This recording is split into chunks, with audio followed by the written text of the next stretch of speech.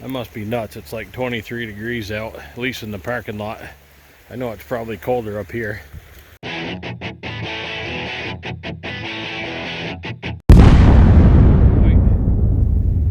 Scott from 802 Adventures here. That must be nuts. It's like 23 degrees out, at least in the parking lot. I know it's probably colder up here.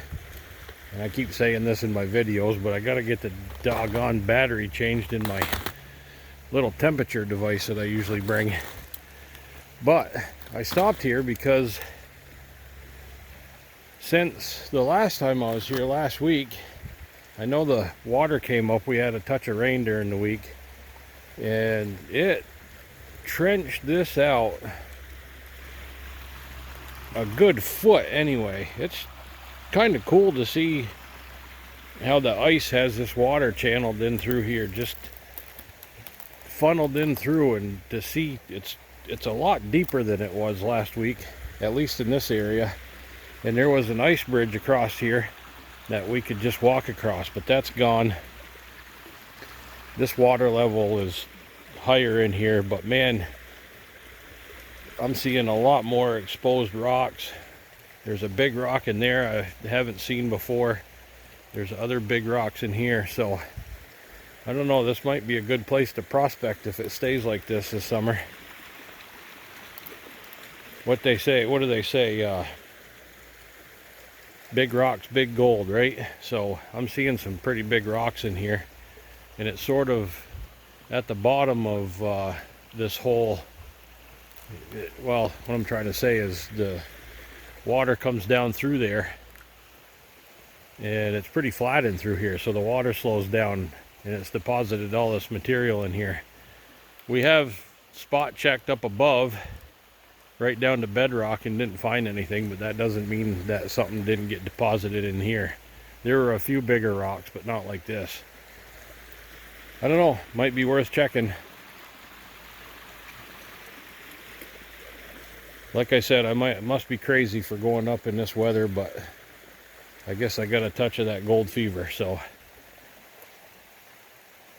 let's go see what we can find up above. Okay, here we are. First bucket of the day. Everything's classified down to, I think I did that too fast. I think I just washed everything in there, if there is anything in there. Sorry about my sniffling and my voice today. I got a little bit of a cold going. Let's try that again.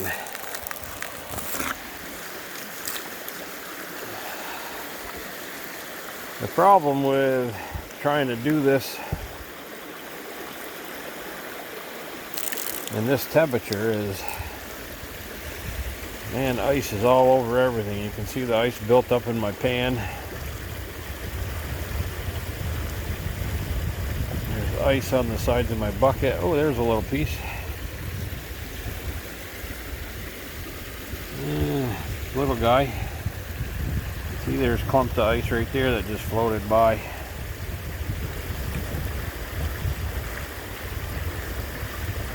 We'll see if there's anything decent in here. There was another piece that just floated by.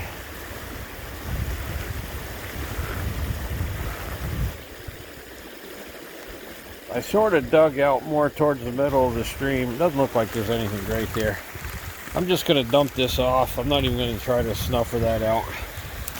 The problem with trying to snuffer it out in this weather is you do one snuffer bottle full and then it freezes, and then you got a block of ice in there. So I'm just going to dump this off and take it home.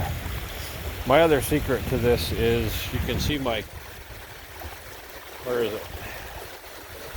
You can see my classifier over there. If you leave stuff underwater, it doesn't freeze. So I'm going to get this dumped off, go back over there, find the rock, and sink this pan underwater, so it'll be ready to go for the next one.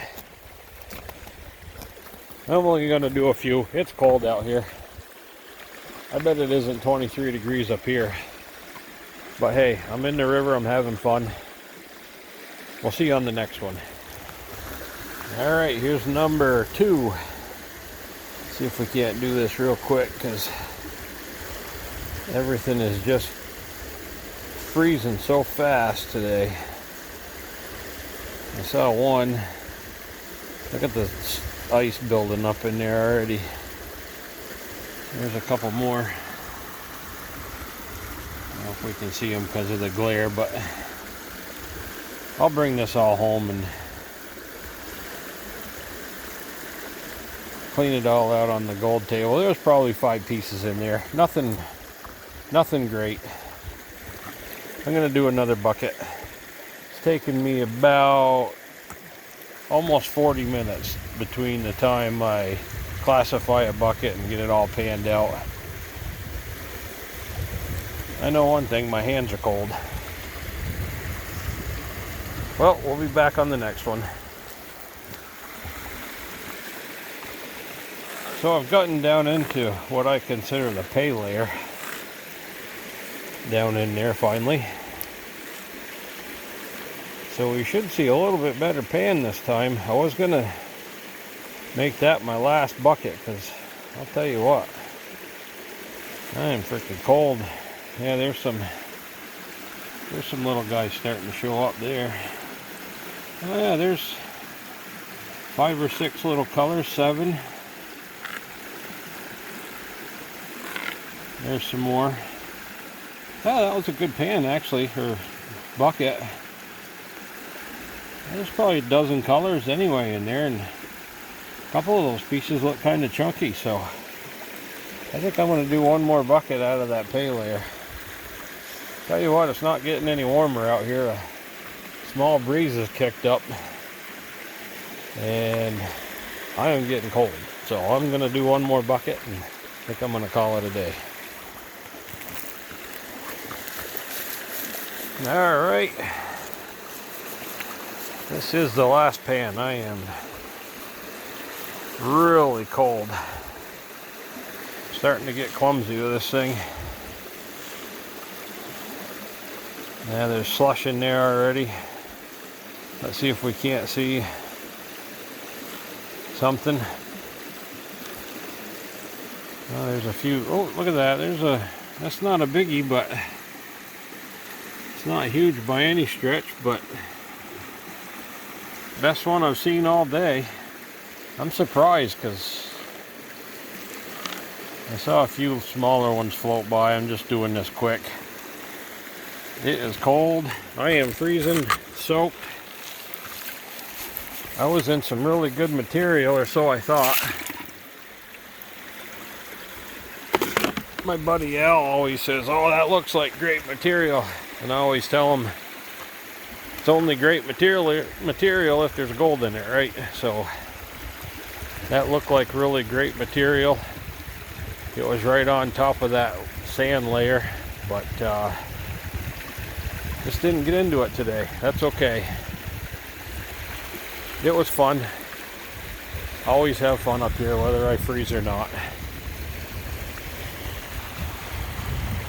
All right, we'll see you back at the gold room, or I'll take some pictures. Get some pictures of what I got and post them.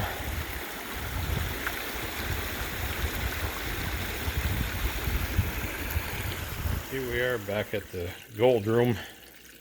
Yeah, I know it's just my basement, but humor me, will you? Anyway, I am running the concentrates on my gold table. That's what I pulled out so far. And already I think I did better than I expected. It was so darn cold and so hard to pan out the concentrates here because of the slush kept building up in your pan faster than you could pan it out. So I just brought everything home, pulled all the black sand out of it with the spin it off tool, and I just dumped everything on the gold table. So it's going to take me a while to sift through this, but that's what we got so far. I'll be back with a final tally.